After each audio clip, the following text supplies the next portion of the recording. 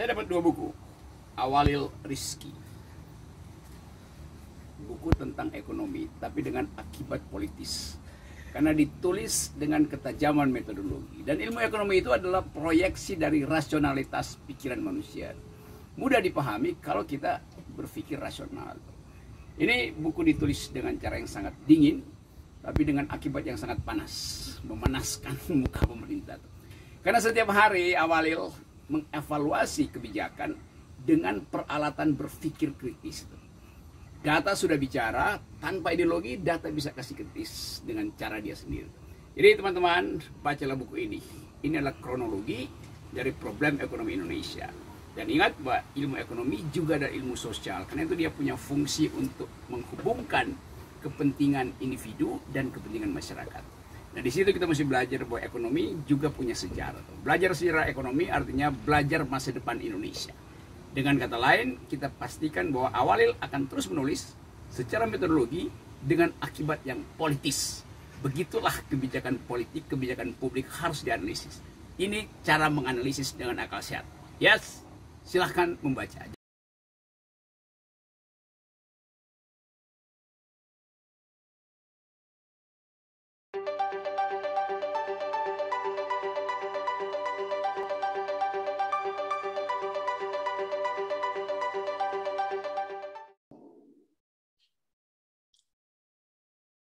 Assalamualaikum warahmatullahi wabarakatuh.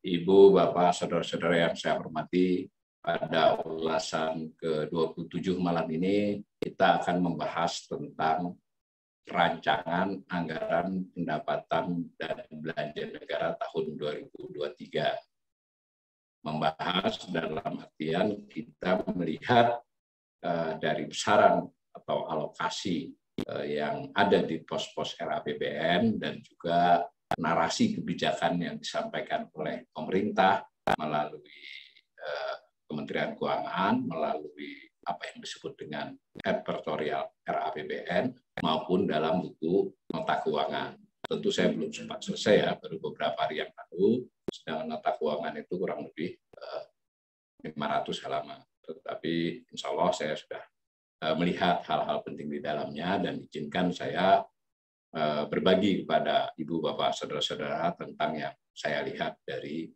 APBN tersebut. Nah, di dalam nota keuangan, sebagaimana yang kita ketahui, Presiden pidato, Menteri Keuangan pidato mengantarkan RAPBN. Ya, RAPBN sesuai namanya kan adalah besaran-besaran angka ya. Pendapatan ditargetkan berapa, belanja direncanakan berapa, dan aspek-aspek detail dari kedua hal itu termasuk dengan pendapatan dan belanja yang demikian akan mengalami defisit berapa, dan seterusnya. Nah, sedangkan nota keuangan adalah semacam dasar pemikiran dari angka-angka tersebut. Jadi penjelasan teknokratis.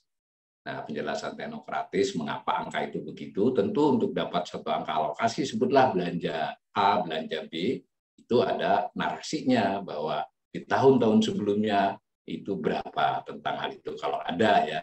Kemudian ini akan berlanjut ke depan, diperkirakan itu seperti apa.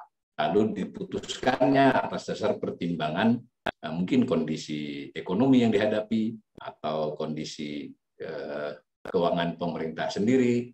Nah, sekaligus juga prediksi-prediksi tentang masalah-masalah yang mungkin dihadapi.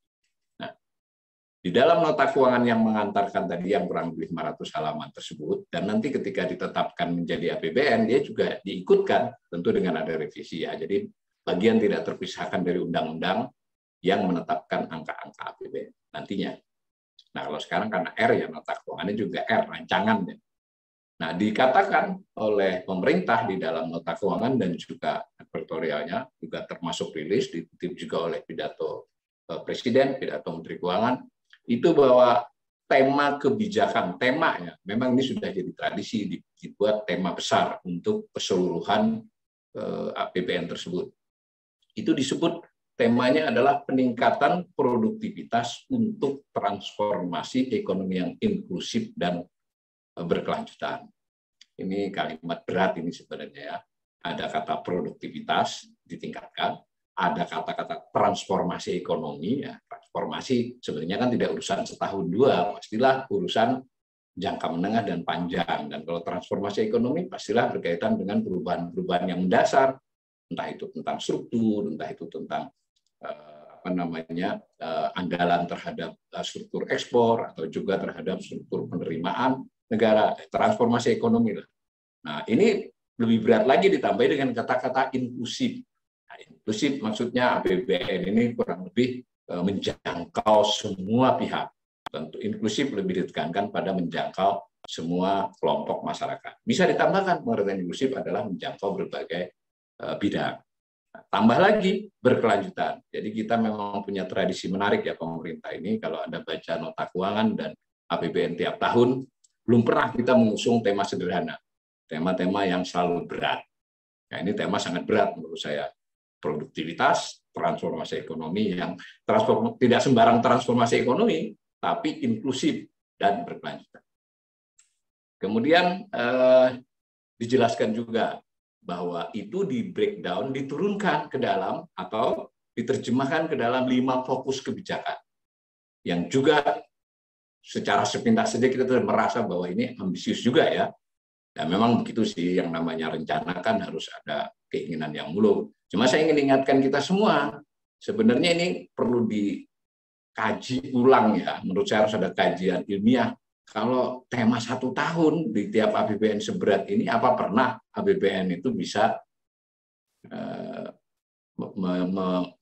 memastikan bahwa tema itu terdeliver, terlaksana, apalagi jadi hasil. Tapi nggak apa-apa lah, kita memang sudah biasa dari dulu menempatkan yang bagus-bagus ya. Coba 5 fokusnya apa? 1, penguatan kualitas SDM. Nah, kualitas dimaksud itu terampil, produktif, berdaya saing. Kurang lebih begitu. Yang kedua, melanjutkan infrastruktur prioritas. Nah, saya ingatkan ini ya, jadi pemerintah masih cukup bersikeras bahwa prioritas kedua tetap adalah infrastruktur prioritas. Ya, prioritas kepada infrastruktur prioritas ya. Lalu ada pemantapan efektivitas implementasi reformasi birokrasi. Jadi ada aspek reformasi birokrasi. Lalu yang keempat, revitalisasi industri. Nah, ini yang sebagaimana beberapa kajian yang pernah saya sampaikan, itu kita memang mengalami gejala deindustrialisasi. Ini ada proses revitalisasi. Nah, kemudian yang kelima, pembangunan dan pengembangan ekonomi hijau, green economy. Jadi bisa ya dibayangkan ya bahwa temanya berat, kemudian fokusnya juga fokus yang tidak main-main. Kualitas SDM, infrastruktur, kemudian efektivitas reformasi birokrasi, lalu revitalisasi industri, lalu ekonomi hijau. Nah, tidak ada masalah sebetulnya kita menginginkan hal-hal yang ideal, yang baik seperti itu. Tetapi sebagai pembelajar ekonomi, saya mengajak dulu Bapak saudara-saudara, apakah tema sebesar ini tercermin dalam angka-angka APBN? Nah, itu misal kalau saya, ini tentu saya sangat menyangatkan ya, tidak dengan maksud bahwa RAPBN begitu, tapi untuk memberikan kita imajinasi bahwa saya boleh dong, saya dari Jakarta mau ke Surabaya, itu saya kan, topik saya, dengan selamat dan nyaman, kan gitu toh. Saya ingin sampai dari Jakarta sampai ke kota Surabaya dengan aman, nyaman, dan cepat. Nah, kan bisa begitu. Kemauan saya, tetapi untuk itu saya harus apa? Pilihannya naik pesawat kelas bisnis, seperti itulah. Kemudian pesawatnya on time, semacam itu. Tetapi itu prakteknya atau turunannya harus jelas. Ada 2 dulu, turunan rencana. Saya tadi udah ngomong gede begitu, ternyata saya memilihnya naik sepeda motor misalnya, atau naik bus ekonomi. Kan nggak sesuai dengan topik besar saya tadi, ingin sampai cepat, aman, nyaman. Nah, itu ukuran pertama. Kalaupun umpamanya ukuran saya tadi memakai apanya, lalu bisa juga nanti dipelajari realisasinya. Ternyata realisasinya pesawatnya delay 10 jam, ya, seperti itu bisa. Nah, tapi karena kita baru mengevaluasi rencana, ingat, RAPBN itu rancangan anggaran pendapatan belanja negara. Maka logikanya kita pengen tahu nih, bahwa tema besar yang diusung oleh pemerintah ini apakah deliver, apakah tergambar dengan rencananya tadi. Jadi apakah kalau contoh saya mau ke Surabaya dengan cepat, aman, nyaman, itu terdeliver dari pilihan saya akan transportasi, duit yang saya punya untuk transportasi apa dan seterusnya. Nah, mari kita lihat postur. Postur ini seperti badan ya postur Pak Walil ya, dari gambaran umum lah. Jadi postur RAPBN ini gambaran umum, gambaran sangat ringkas dari RAPBN. Ada 5 ini sudah standar ya, tiap tahun seperti ini polanya. Tentang pendapatan, tentang belanja, lalu tentang surplus atau defisit ya. Defisit kalau belanjanya lebih besar. Lalu tentang bagaimana mengatasi defisit tersebut yang disebut dengan pembiayaan. Jadi kuncinya sebenarnya hanya pendapatan dan belanja. Tapi selisihnya menimbulkan surplus atau defisit. Untuk mengatasi menutupi kalau itu defisit, namanya pembiayaan. Nah, cuma ada jenis postur yang dibahas khusus yang disebut keseimbangan primer. Ini untuk kali ini kita tidak banyak bicara ini. Nah, prinsipnya seperti itu. Apa yang terjadi pada tahun 2023 ini? Yang baru berupa rancangan yang belum ditetapkan akan dibahas di DPR selama kurang lebih 2 bulan. Itu tampak bahwa diajukan rencana itu pendapatan relatif stagnan. Dibandingkan apa? Dibandingkan perakiraan realisasi 2022. Kan 2022 sedang berjalan nih. Sudah bulan Agustus sekarang. Pemerintah tentu punya catatan. Nah, tapi catatan yang dipublikasi ke publik sampai dengan 30 Juni 1 semester ya. Nah, itu disebut outlook. Jadi outlook ini bukan outlook saya, nih outlook pemerintah. Dari perjalanan selama 6 bulan, pemerintah memperkirakan itu realisasi APBN 2022 sebesar apa. Nah, dalam hal pendapatan sebesar 2.436,9 triliun.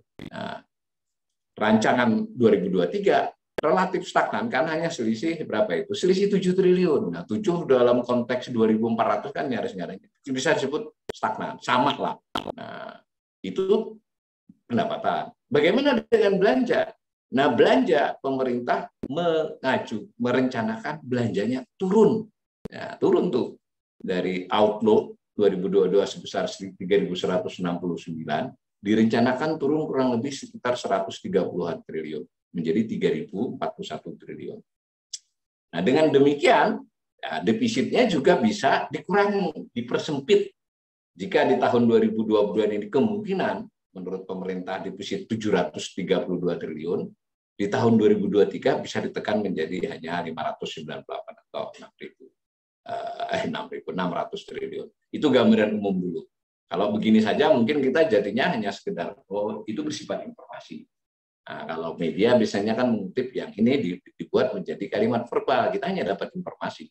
Nah, tetapi di kajian-kajian semacam ini, saya mengajak kita semua mencoba tidak hanya memperoleh informasi. Kita coba melakukan analisis, mungkin analisis sederhana. Ini dibandingkan tahun-tahunnya sebelumnya bagaimana? Ini ketinggian apa kerendahan? Ini realistis atau tidak realistis? Mungkin tercapai atau tidak? Nah, kurang lebih begitu ya. Mari kita mulai dari pendapatan. Mulai dari tadi kan dua saja sebenarnya yang paling utama, belanja dengan pendapatan. Lalu akibat dari selisih keduanya terjadi surplus atau defisit. Nah, kalau kita gambar sejak 2001 tampak seperti yang Bapak Ibu Saudara-saudara lihat di grafik ini. Ya, di tahun 2001 sampai 2023 baru rancangan ya, 2022 baru perakiraan realisasi. Apa yang kita lihat di gambar tersebut? Sederhana kan? Belanja selalu naik. Yang biru itu. Kecuali tahun 2009. Ya, ada ceritanya karena ada kaitan dengan kondisi ekonomi di tahun 2009. Tapi saya tidak menganalisis itu, cuma ingin menyampaikan biasanya belanja selalu naik. Nah, tahun 2023 ini direncanakan. Kan menarik ini. Nah, ini yang harus kita cari tahu nanti. Kenapa demikian atau apa saja yang turun. Nah, sementara pendapatan itu memang sejak dulu berfluktuasi. Meskipun tren jangka panjangnya meningkat, tapi lebih dari 1-2 kali mengalami penurunan. Apalagi saat pandemi kemarin. 2020 jauh turun dari 2019. Nah, 2021 yang terjadi naik tapi belum kembali, baru setara dengan tahun 2019. Nah, 2020 ini diperkirakan meningkat cukup pesat, yang orange ya. Tetapi pada tahun 2023 tadi seperti di depan saya katakan, angkanya ditargetkan hanya setara dengan 2022. Jadi beda dengan belanja nih. Nah, ini gambarnya seperti itu. Nah, maka kita lalu bisa melakukan upaya pencermatan. Nah, kalau disebut mengkaji atau meneliti mungkin itu perlu waktu dan informasi serta effort yang lebih besar. Tapi kalau pencermatan kan kita bisa lihat di grafik, kita bisa susun angkanya, kita lihat trennya. Nah, sini saya sampaikan kepada Ibu Saudara grafik ini.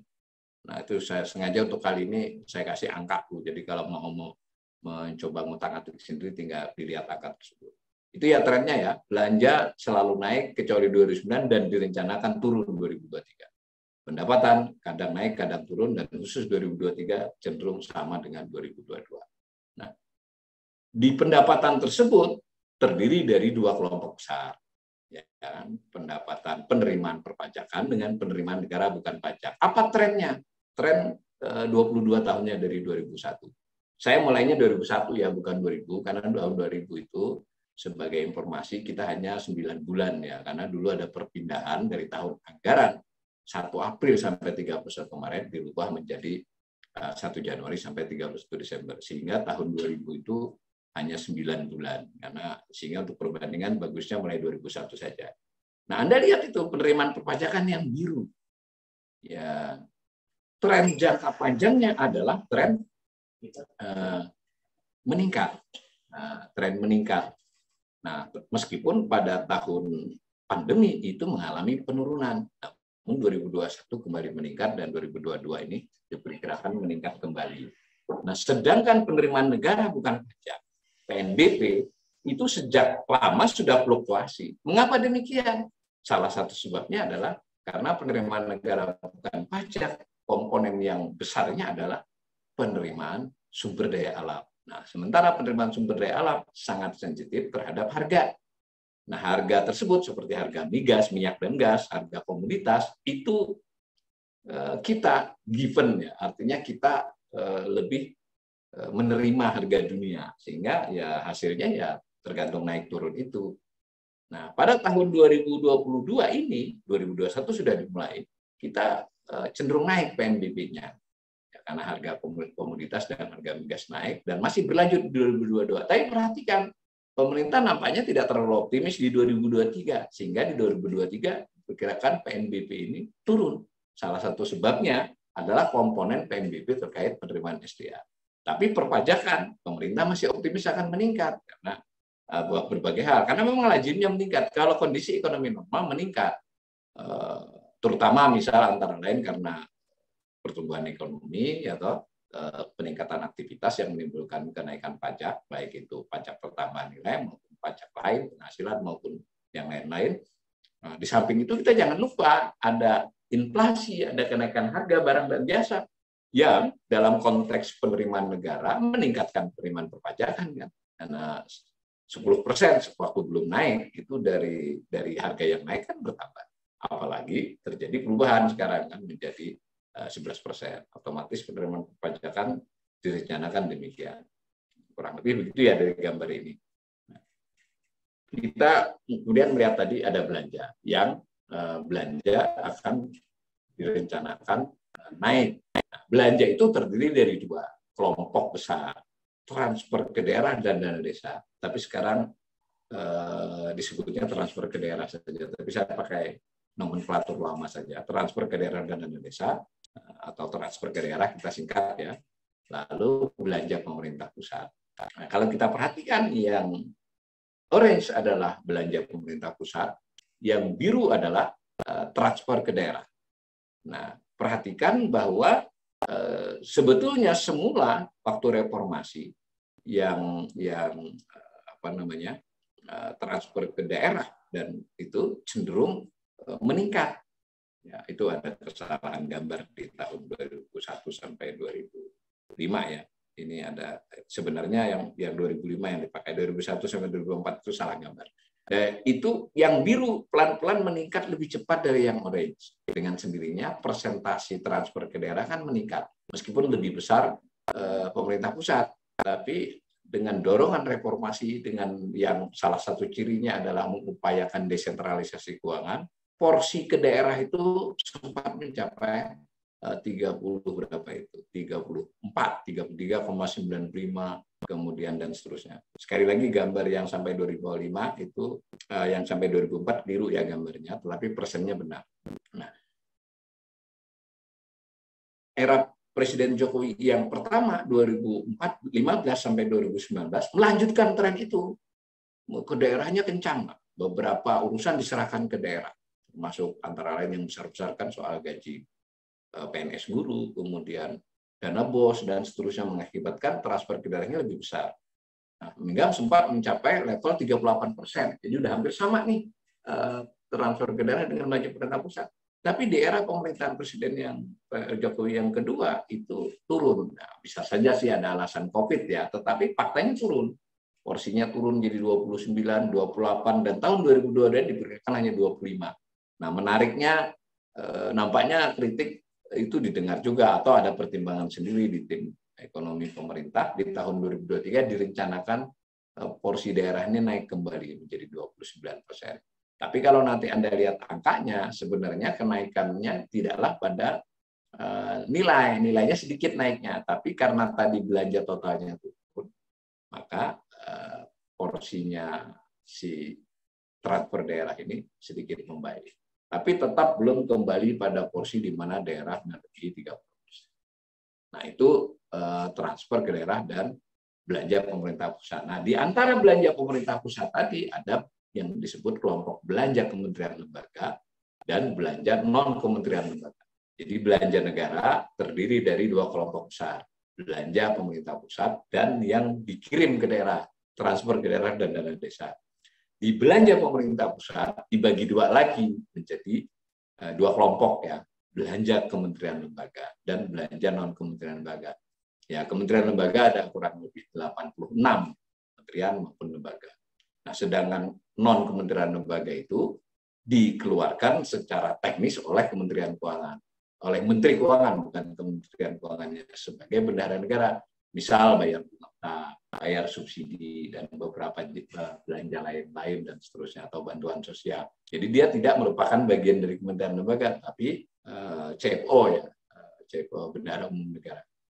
Nah, apa yang menarik dari pola belasan tahun ini, dan terutama di RAPBN 2023 yang sedang kita bahas, itu ternyata dahulu selalu ya di tahun 2015 di mana belanja non KL itu lebih rendah dari KL ya. Nah, tetapi 2022 dan 2023 ini yang non KL yang lebih besar, sama-sama turun tapi lebih besar. Maka masuklah kita ke tema. Loh, kalau begitu berdasarkan ini sebenarnya kurang mendukung terhadap tema produktivitas dan kesinambungan. Oh, yang besar itu bayar subsidi dengan bayar bunga utang kok. Bukan yang ditaruh di Kementerian Perindustrian, misalnya Kementerian Pertanian, atau Kementerian Perdagangan, atau Kementerian SDM. Kira-kira begitu logikanya. Tentu perlu kajian yang lebih jauh ya. Tapi kalau saya berdasarkan data ini, loh, ini rincian belanja KL dan belanja non-KL tidak mencerminkan tema produktivitas. Apalagi soal berkesinambungan tadi dan inklusif tadi. Itu satu dulu kita ya sebutlah temuan untuk memberi catatan kepada RAPBN. Yang berikut lagi, di antara non-KL tadi kan salah satunya adalah pembayaran bunga utang. Nah, ini kita lihat saja di pembayaran bunga utang bagaimana. Tadi kita mendapatkan info belanja negara mengalami penurunan di 2023 rencananya. Khusus belanja pemerintah pusat bagian dari juga mengalami penurunan. Nah, tetapi kita lihat tadi meskipun KL menurun, tapi nilainya tetap lebih tinggi dari non-KL. Nah, di antara yang non-KL lebih tinggi dari KL. Di antara yang non-KL itu ada pembayaran bunga utang. Nah, gambarnya yang orange itu, yang biru itu mencerminkan gambar total belanja negara dengan skala kiri ya. Skala kiri itu 3.041 triliun di tahun 2023. Yang orange itu dengan skala yang kanan. Bunga utang direncanakan 441 triliun di porsinya dengan total belanja berarti mencapai sekitar 14,5%. Jadi 14,5% dari belanja negara itu adalah untuk bayar bunga utang. Nah, kembali kita ke tema. Begini produktifnya di mana? Ya, kurang lebih begitu ya. Ya, logika saya. Mudah-mudahan Bapak Ibu ya ikut menganalisis. Jadi menurut saya tidak terdeliver produktivitas kalau dilihat dari sisi jenis belanja bunga utang ini. Baik, itu kan satu aspek. Ada aspek lain lagi untuk mendukung kesimpulan saya bahwa rincian belanja kurang mendukung tema. Nah, ini yang berikut adalah belanja modal. Jadi kan di antara belanja itu ada jenis belanja modal. Tentu belanja modal ini terbagi ya di antara kementerian lembaga itu. Ada di kementerian banyak kementerian. Nah, intinya modal itu adalah belanja negara untuk yang usianya lebih dari 1 tahun, mau bangunan, mau mobil, mau apapun.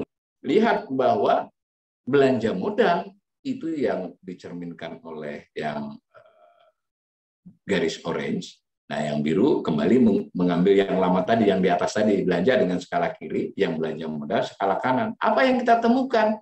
Belanja modal sebetulnya tidak sangat fluktuatif. Tren jangka panjang meningkat, tapi sangat fluktuatif, tidak selalu naik. Dan yang lebih penting di 2023 direncanakan turun, dan 2022 yang sedang berjalan ini pun diperkirakan lebih rendah dari 2021. Nah, kembali ke tema lagi tadi kan, loh katanya produktif, tapi mengapa belanja modal malah justru menurun? Nah, artinya ya itu narasi dong tadi. Narasi saya tadi mau ke Surabaya dengan aman, nyaman, dan seterusnya. Tapi ternyata saya memilih naik bis ekonomi. Bukan berarti bis ekonomi itu salah ya, tapi masalahnya ini antara saya bercerita dengan yang saya rencanakan urutannya itu tidak match. Itu yang ingin saya sampaikan dengan Bapak Ibu Bapak. Silakan Bapak Ibu juga memiliki pandangan. Kurang lebih begitu. Nah, mengapa RAPBN 2023 ini dirancang demikian, belanja diturunkan? Padahal tidak pernah terjadi sejak tahun 2009, bahkan turunnya lebih signifikan dibandingkan 2029. Nah, sementara pendapatan tadi relatif stagnan, meskipun cukup tinggi ya. Nah, itu karena jika tidak diubah, undang-undangnya berlaku sudah bahwa batas pemerintah boleh defisit di bawah 3%. Itu sudah dikenakan kembali. 2020, 2021, 2022 selama 3 tahun diperbolehkan dengan alasan pandemi, defisit memiliki nominal yang kemudian jika dipresentasikan atas produk domestik bruto melampaui 3%. Di 2023 tidak boleh lagi. Nah, karena pendapatan ditargetkan demikian sudah dengan perhitungan teknokratis dengan pajak sekian, harga komoditas sekian, aspek-aspek cukai sekian, maka pilihannya ngurangi belanja. Jadi kalau Bapak Ibu saudara-saudara ini mentargetkan defisit nilai tertentu ketika pendapatan defisit sekian, mau tidak mau belanja ya.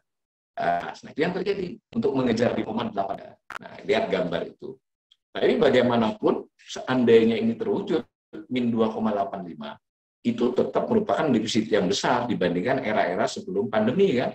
Nah, pandemi melompat ke 6,14, min 6,14, kemudian min 4,57.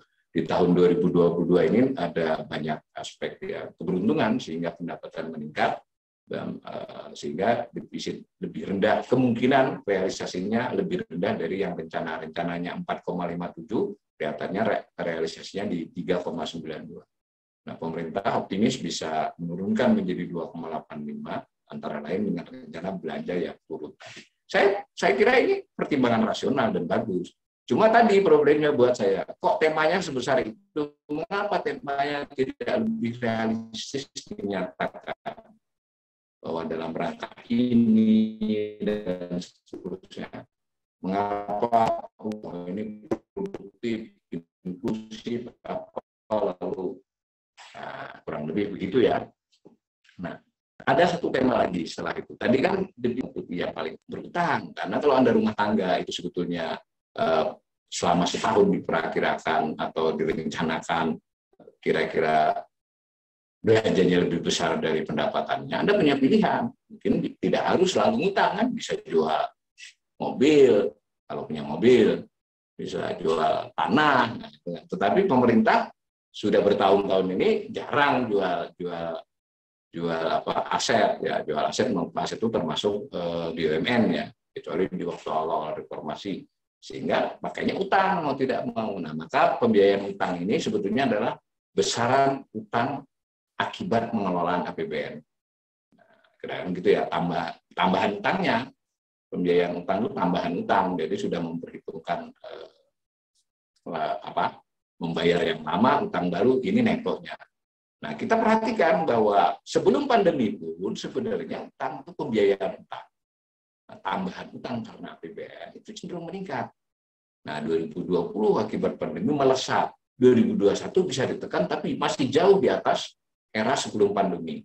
2022 ini juga akan lebih kecil. Tetapi 2023 masih direncanakan pembiayaan utang yang hampir mendekati 600 triliun, ya 590 berapa tadi.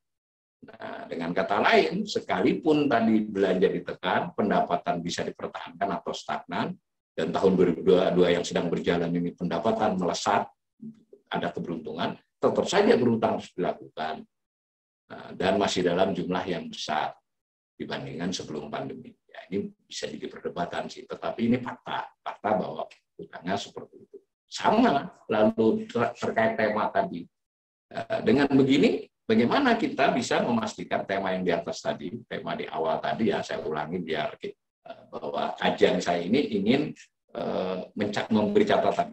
Jadi saya ulangi, tema besar yang dikatakan oleh pemerintah, oleh RAPBN adalah peningkatan produktivitas untuk transformasi ekonomi yang inklusif dan berkelanjutan. Lalu fokusnya peningkatan kualitas SDM, melanjutkan infrastruktur, kemudian reformasi birokrasi, lalu revitalisasi industri ya ini, dan pembangunan dan ekonomi hijau. Menurut saya tema ini tidak tampak pada rincian. Itu baru rincian. Nanti kita bisa kaji rincian khusus.